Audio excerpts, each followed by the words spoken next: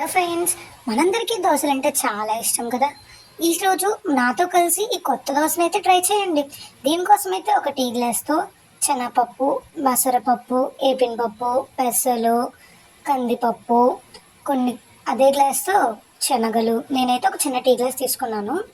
దీంతోపాటు ఒక పెద్ద గ్లాస్లో హాఫ్ బియ్యం తీసుకొని వేయండి.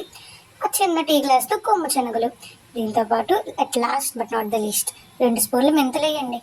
వీటన్నిటిని కొంచెం బాగా వాష్ చేసుకొని ఒక ఓవర్ నైట్ సోక్ చేయాలి.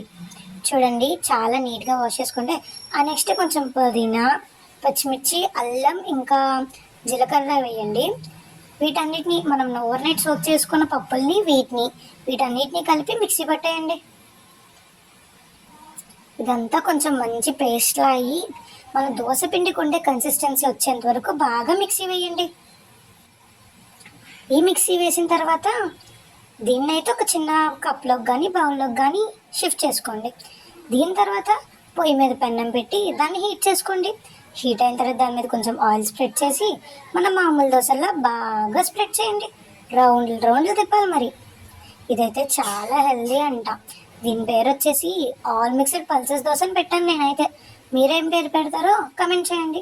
అదే అయిన తర్వాత దానిపైన కొంచెం ఆయిల్ వేసి అట్టు తిరిగేయండి. అది కాలేంత వరకు ఉంచుకుంటే మనకి దాని టేస్ట్ అనేది బాగా తెలుస్తుంది.